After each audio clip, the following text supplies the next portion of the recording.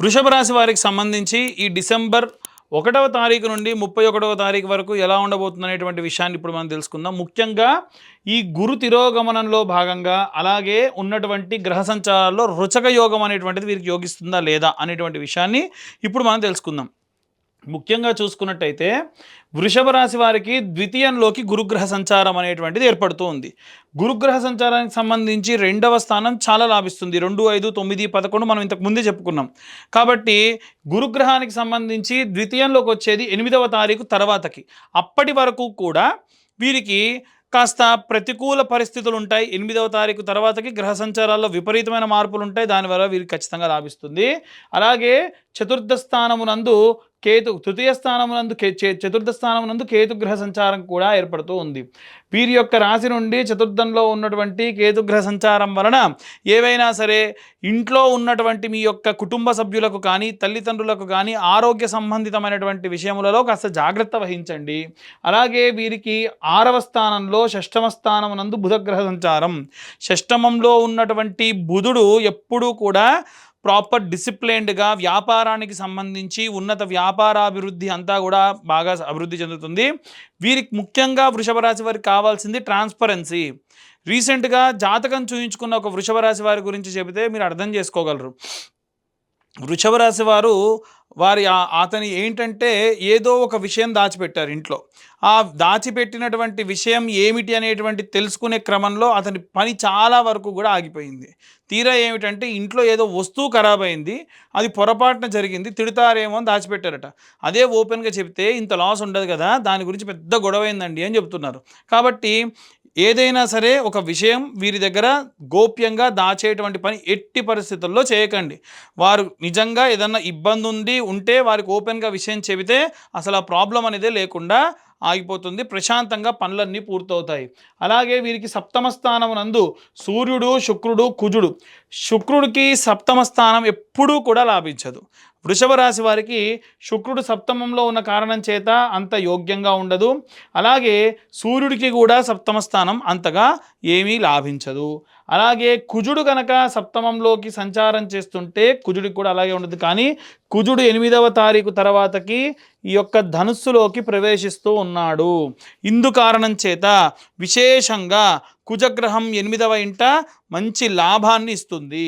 అలాగే ఈ వృషభ రాశి వారికి ఏకాదశ స్థానం అంటే ద్వితీయ లాభస్థానమునందు శనిగ్రహ సంచారము, అలాగే లాభస్థానమైనటువంటి దశమ స్థానంలో రాహుగ్రహ సంచారం. ఎప్పుడూ కూడా రాహు దశమ స్థానంలో యోగ్యంగా ఉండడు, వచ్చేటువంటి లాభానికి గండి కొడతాడు. అలాగే ద్వితీయ లాభస్థానంలో ఉన్నటువంటి శని తిరోగమనంలో భాగంగా ఇప్పుడు శని చండాల యోగంలో భాగంగా, కానీ శని 10వ ఇంట బాగుంటాడు కదండి అని అంటే అవును, అందుకే ఇక్కడ టిక్ పెట్టే, కానీ చండాల యోగం ఉంది కాబట్టి ఇక్కడ మనము ఇంటూ మార్క్ కూడా వేసుకున్నాం. కాబట్టి శని సంబంధితమైనటువంటివి ఏవైనా సరే అంటే ఇనుముకు సంబంధించి కానీ ఏదైనా వ్యాపారంలో లాభాలు కానీ తిన్నగా రాకుండా ఏదో రకంగా ఇబ్బంది పెడుతూ ఉంటారు. ఓవరాల్గా చూసుకుంటే వృషభ రాశి వారికి సంబంధించి అనుకూలంగానే ఉందని చెప్పాలి. ఎందుకంటే ఒక్క అష్టమంలో ఉన్నటువంటి కుజుడు ప్రవేశించినప్పటి నుండి అంటే ఒక వారం రోజుల తర్వాత నుంచి వీరికి చాలా అద్భుతంగా ఉంటుంది. ఎలా చెబుతున్నారండి మా డేట్ ఆఫ్ బర్త్ టైం తెలియదు కదా అని క్వశ్చన్ చేసే వాళ్ళు చాలామంది ఉంటారు. మీ డేట్ ఆఫ్ బర్త్ టైంని బట్టి తెలుసుకునేటువంటిది మీ పర్సనల్ జాతకం. అలా కాకుండా ఇప్పుడు మనం చెప్పేటువంటిది గోచారము అంటారు. ఈ గోచారంలో భాగంగా ఏమవుతుందనంటే మీ గ్రహ సంచారాలన్నీ కూడా ఒకేలాగా అంటే డేట్ ఆఫ్ బర్త్ టైం తెలియనటువంటి వారు వారి యొక్క రాశి మటుకే తెలిసినటువంటి వారు పాటించాల్సినటువంటి విషయాలని ఇప్పుడు మనం ప్రస్తావించుకున్నాం. ఇక అందరూ కూడా ఏ రెమెడీస్ తీసుకోవాలి, ఏ మంత్రం చదవాలి అనేటువంటి విషయాన్ని ఇప్పుడు మనం తెలుసుకుందాం. ఇప్పటి వరకు మనం ఈ రాశి వారికి సంబంధించి డిసెంబర్ నెలలో ఉన్న గ్రహచారాలని బట్టి తిథి వార నక్షత్ర యోగ కరణాలని బట్టి మనం జాతకాన్ని విడివిడిగా చెప్పడం జరుగుతుందని చెప్పుకున్నాము. కానీ ఇప్పుడున్నటువంటి పరిస్థితుల్లో వీరు ఏ మంత్రం చదవాలి ఈ డిసెంబర్ నెలలో అనేటువంటిది ఇప్పుడు మనం తెలుసుకుందాం.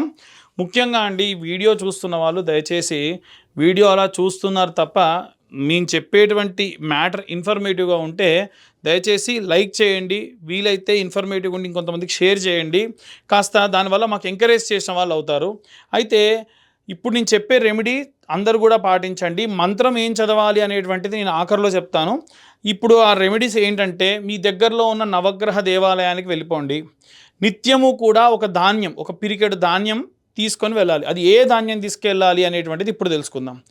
ఆదివారం నాడు ప్రారంభించాలనుకోండి, పిరికెడు గోధుమలు అంతే, ఒక ఆకు డొప్పలో వేసేసి, చిన్న మట్టి ప్రమిదలు మీకు బయట నెయ్యి వేసి అమ్ముతున్నారు ఆల్రెడీ, అది తీసుకొని వెళ్ళి ఆ ధాన్యంపై పెట్టి వెలిగించండి. తర్వాతకి 21 ప్రదక్షిణాలు చేయండి. ఎన్ని ప్రదక్షిణాలు? 21 ప్రదక్షిణాలు చేసి మళ్ళీ 6 ప్రదక్షిణాలు అపసవ్య దిశలో, అంటే clock wise 21, anti clock wise 6. ఇది నేను మళ్ళీ ప్రతి రోజుకి చెప్పను.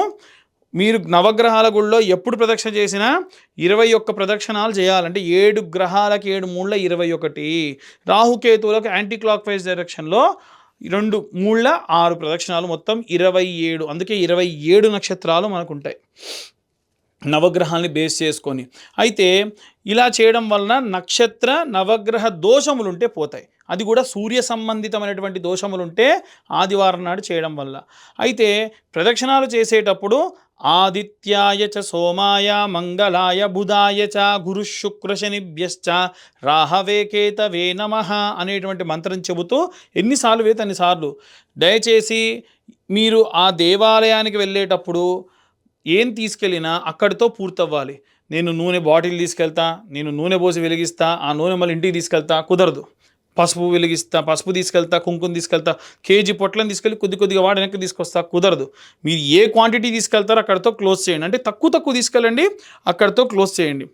సోమవారం నాటి విషయానికి వస్తే పిరికెడు బియ్యము లేదా ఒడ్లు ఒక ఆకుడొప్పలో వేసి చంద్ర భగవానుడి దగ్గర పెట్టండి. మొదటి రోజు సూర్యుడి దగ్గర పెట్టండి, రెండవ రోజు చంద్ర భగవానుడి దగ్గర పెట్టి దానిపైన ధాన్యం పైనే ఒక దీపం, ప్రతిరోజు కొత్త దీపం వెలిగించాల్సిందే. మట్టి దీపం ₹2, ఇంత చిన్న దీపాలు ₹2 ఉంటాయి, దాంట్లో ఇంతంత నెయ్యి వేయండి, ఒత్తి పెట్టండి.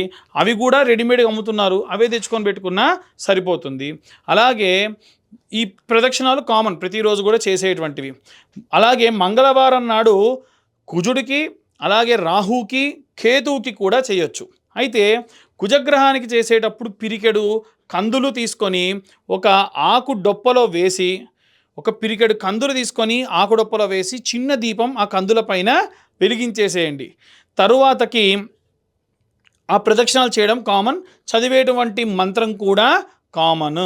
తర్వాతకి బుధగ్రహానికి సంబంధించి పిరికెడు పెసర్లు వేసి దీపం పెట్టేసి బుధవారం నాడు ప్రదక్షిణాలు కామన్, మంత్రం కామన్.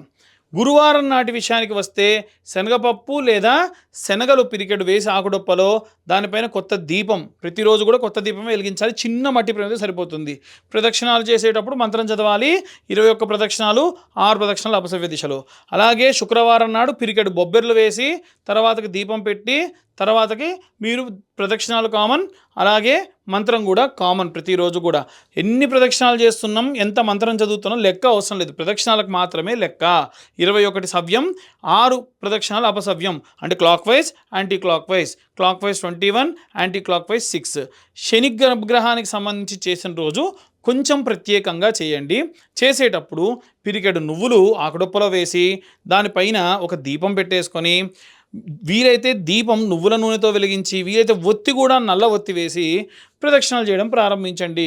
ఈ నవగ్రహ మంత్రాలతో పాటు నీలాంజన సమాభాసం రవిపుత్రం యమాగ్రజం ఛాయా మార్తాండ సంభూతం తం నమామి శనేశ్వరం అనేటువంటి మంత్రాన్ని చదవండి. ఇక మిగిలింది రాహుకేతువులు మంగళవారం నాడు చేయాలి కాబట్టి పిరికెడు నల్ల మినుములు ఒక ఆకుడొప్పలో వేసి దీపం వెలిగించి ఈ యొక్క ప్రదక్షిణాలు 21 కామన్గా మీరు ప్రతిరోజు చేసేవి, యాంటీ క్లాక్ వైజ్ డైరెక్షన్లో చేసేటువంటివి 6 ప్రదక్షిణాలు. అలాగే కేతుగ్రహానికి కూడా ఆకుడొప్పలో నల్లటి రంగులో ఉండేటువంటి ఈ యొక్క ఉలవలు వేసి దానిపైన దీపం పెట్టి ప్రదక్షిణాలు common 21, anti clock wise 6. In case రోజు మీరు ఏమైనా పండ్లు తీసుకెళ్తారా, ఒక 2 పండ్లు తీసుకెళ్ళండి, అంతకు మించి వద్దు. ఏ గ్రహానికి మీరు తీసుకెళ్తే ఆ గ్రహానికి తీసుకెళ్ళండి. లేదు ప్రతి గ్రహానికి కూడా బెల్లం ముద్దలు పెడతా అంటే చిన్న సైజులో బెల్లం ముద్దలు ప్రతి ఒక్క గ్రహానికి పెట్టండి. పూలు కావాలంటే ఏ రోజు ఏ గ్రహానికి పూజ చేస్తే ఆ గ్రహానికి మీరు పూలు పెట్టండి. అలా విశేషంగా ఈ యొక్క నెల రోజులు కూడా చేయండి. ఎందుకు అంటే గ్రహ సంచారాలు విపరీతంగా మారుతున్నాయి, సంవత్సరం ఆఖరికి వచ్చేసింది. వచ్చే సంవత్సరంలో జల సంబంధితమైనటువంటి విషయాలు, అగ్ని సంబంధితమైనటువంటి ప్రమాదాలు విశేషంగా జరగనున్నాయి. కాబట్టి అలాంటి ఎన్నో రకాలైనటువంటి ప్రమాదాలను మనం దాటుకొని ప్రశాంతంగా ఉండాలి అంటే, శక్తిని చేకూరాలంటే నవగ్రహాలు నక్షత్రాలకు సంబంధించిన సంపూర్ణ శుభ కృపా కటాక్షాలు మన యందు ఉండాలి. నెక్స్ట్ వచ్చేటువంటి ఎపిసోడ్లో మనకు 2026వ సంవత్సరం ఎలా ఉండబోతుంది, ఎవరైనా ప్రముఖులు గతించబోతూ ఉన్నారా, అలాగే ఎలాంటి ప్రమాదాలు జరగబోతూ ఉన్నాయి అనేటువంటి విషయాలతో మీ ముందుకు వస్తాను. సర్వే జన సుఖినో భవంతు. స్వస్తి.